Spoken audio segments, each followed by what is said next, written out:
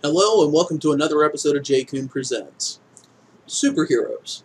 Don't deny it. Every single one of us at one point in our childhood has fantasized about being one of these people. Superheroes have always been around for a very long time, but it wasn't until about 10 or 15 years ago that they really started becoming mainstream thanks to the movies. Now it seems everywhere you look, there is something to remind you that these people of fantasy and action are around, which gave me an idea. So without any further ado, it's time for J. Coon's Top 10 List! Here is my top 10 favorite superheroes.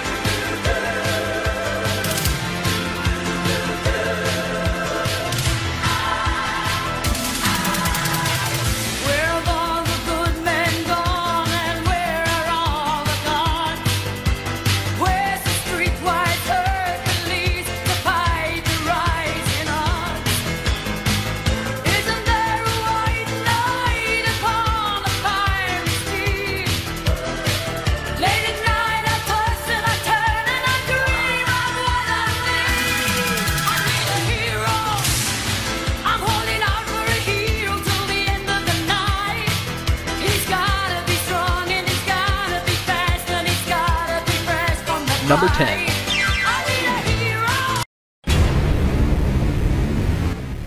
Now I know a lot of people are booing because I didn't say the original Batman.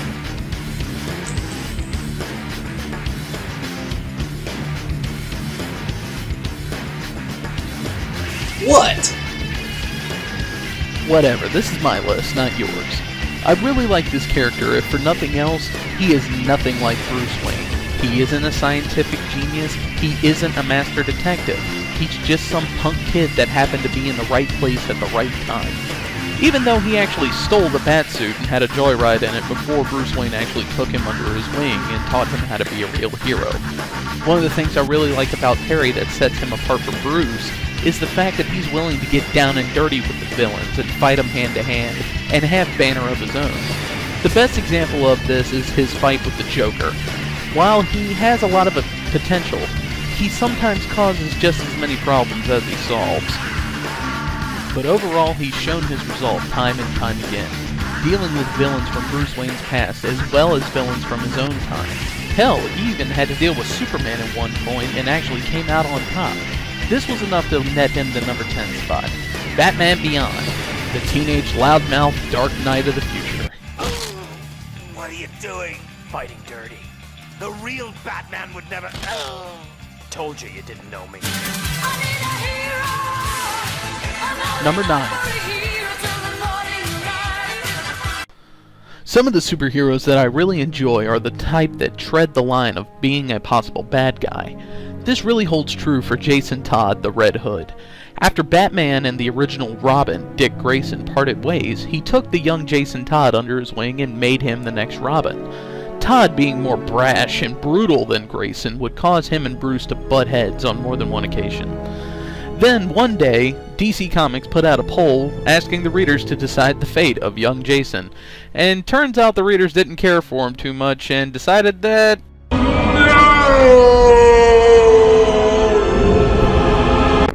Yeah, they offed him. But thanks to Ra's al Ghul and his Lazarus Pit, he was brought back and began killing drug dealers under the alias Red Hood. At this time, he was very much a villain. Then the New 52 happened. Thanks to the reboot DC Comics did, Red Hood got a complete overhaul. His backstory has changed into something pretty nonsensical, but now is more or less a mercenary for hire along with Arsenal and Starfire. He has a lot more class along with being cold, calculated, and just making sure he gets the job done. While this doesn't really classify him as a superhero, he is pretty awesome enough to grab the number 9 spot, and I wouldn't suggest arguing with him about it. Yeah, like yelling at the guy who's holding the AK-47. Number 8.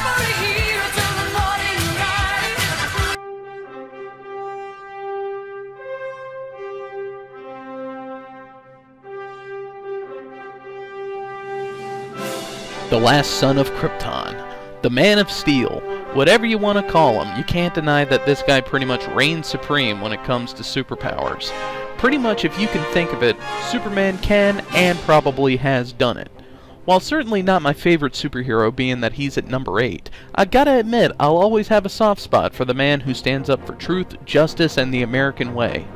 While most of his stories do tend to be a little lackluster, he has had some appearance changes over the years. From the prim and proper of the old school, to the Fabio look after his return from death, to the ridiculous blue and white suit to his modernized reboot look. One of my personal favorites, though, is the Soviet version from the very excellent story Superman Red Sun, where Superman was actually born in the Soviet Union instead of Smallville. Superman certainly doesn't have the mass appeal that he used to, but I guarantee you that he is the measuring stick for a lot of the superheroes that are out there today. And in more than one occasion, every single one of us has wished that they could be like Superman. Number 7. I gotta admit, this guy used to be my absolute favorite superhero for a long time. Spawn was everything that your regular superheroes weren't. Ruthless, brutal, and nowhere near afraid to cross that line between hero and anti-hero. One of the things that really appealed to me about Spawn is while yes, he did sell his soul to the devil, he did it all to see his wife again. In the same situation, I probably would have made the same choice.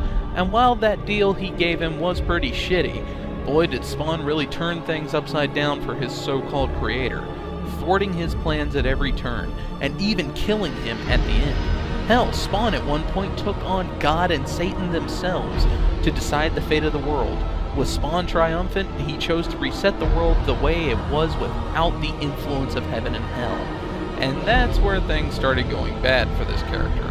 The story started getting shitty and the storylines dwindled to boring and uninteresting. This is where I lost interest altogether. But to me, there are precious few stories out there that were as gripping and entertaining as Spawn at the peak of his popularity. This is why he stands at number 7. Number 6. During the painfully long-winded Clone Saga, we were introduced to 2 new versions of Peter Parker. Ben Reilly, who for a while was to believe to be the original Peter Parker, and Kane, an imperfect version of Peter turned murderer and assassin. The Scarlet Spider persona began with Ben Reilly, using a costume that became insanely popular. As his popularity grew, they arranged the story to where Ben Reilly took over for Peter and became Spider-Man for a while, until he met his demise at the hands of Norman Osborn. But the Scarlet Spider story doesn't end there. Remember that murdering imperfect clone I mentioned? After the events of Grim Hunt and Spider Island, Kane found himself in Houston with one of Peter's costumes. After beating up a few bad guys and a couple newspapers taking notice, the Scarlet Spider was born again. This was always one of my favorite heroes. While Ben was more or less Spider-Man in a different costume and a couple more gadgets, Kane is the exact opposite of both Peter and Ben. While he is coming into his own as a good guy, he's brash, foul-mouthed, serious, and still willing to kill if he feels it necessary. One of the things I really like so far about Kane is the fact that he doesn't want any part of being a hero, but he keeps finding himself in situations where he has to play the good guy, and we wind up getting some very comical Deadpool-esque inner monologues because of it. Overall, the adventures of Kane as the Scarlet Spider is still pretty new and there isn't a lot to see from him yet, but I look forward to see where they go with the new web swinger.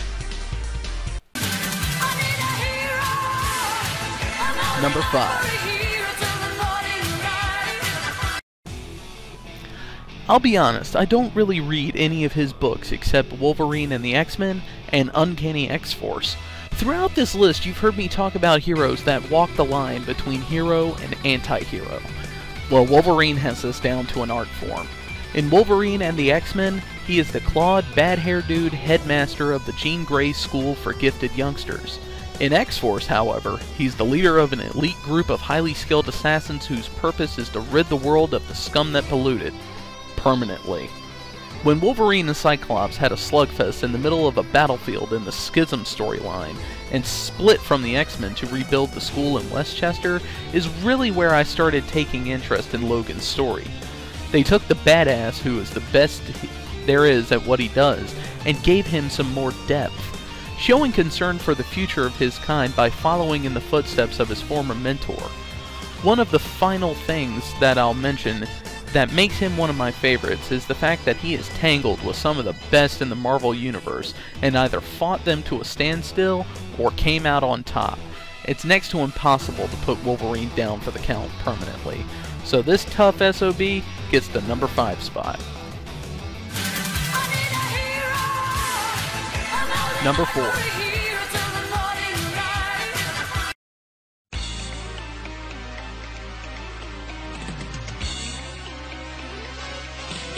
While yes, Venom has spent the majority of his time as a villain or anti-hero, it wasn't until recently that Venom permanently sided with the good guys. Venom has had many hosts, the two most notable being Eddie Brock and Mac Gargan. Brock being the first and most recognizable host during the majority of Venom's timeline, after which the symbiote would inhabit a couple other people, from a certain female whose name escapes me, and a brief stint with the Punisher being the host. Venom would wind up being with Mac Gargan, aka the Scorpion, for a number of years during his time with the Thunderbolts and the Dark Avengers. But this wouldn't be the last we would see of Venom. Say hello to Flash Thompson, aka Agent Venom. Again, while Agent Venom has not been around very long, he is already making a big impact in the Marvel Universe, even as far as becoming a member of the Secret Avengers. His current storyline has him going after Venom's old nemesis Carnage. So far, everything about this new Venom has been fantastic, and I look forward to reading more about him. Number 3.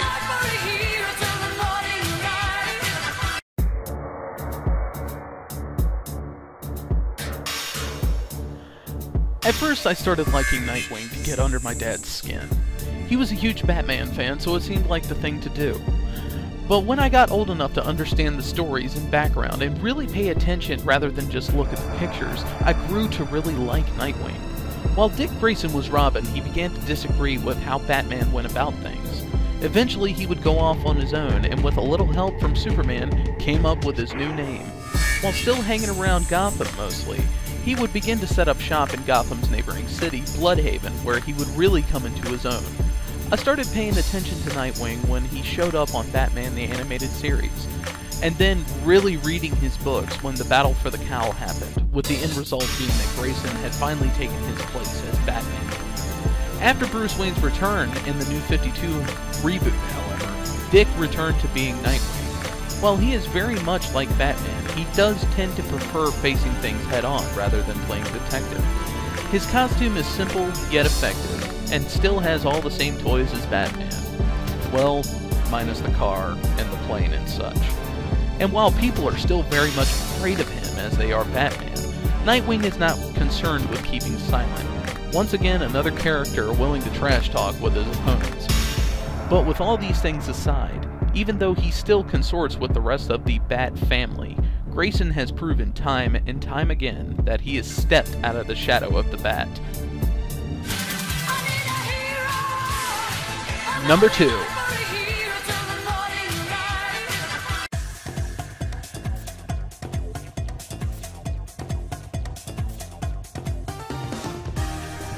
With great power comes great responsibility. These words have fueled Spider-Man's struggle since day one. What makes Spider-Man so appealing to me is the fact that while being a superhero, he still gets plagued by real-life problems. It seems like everything that could go wrong for Peter Parker can and usually will. But through all the problems and supervillains, Spider-Man still comes out on top. And on top of that, Spider-Man has been center stage for several of my favorite story arcs in comics, including Civil War, Avengers Reassembled, Grim Hunt, and Maximum Carnage. Over the course of time, Spider-Man does seem to have taken a cue from Iron Man in the sense of having a suit for every situation he may deal with. But if I continue talking about Spider-Man, I feel like I'll be repeating some of the stuff I've already talked about with some of the others. So I think I'll keep this one short and sweet. So with that, we'll finish the number 2 spot with Spider-Man on a jetpack.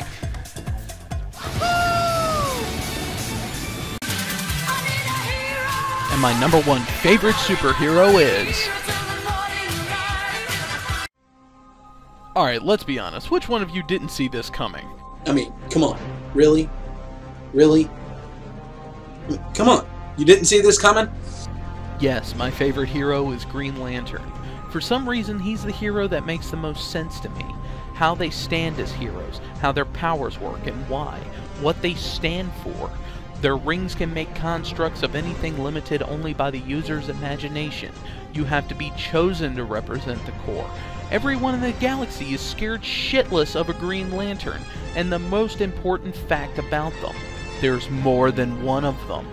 Basically, these guys are the police force of the universe, so there's a logical reason for them to exist.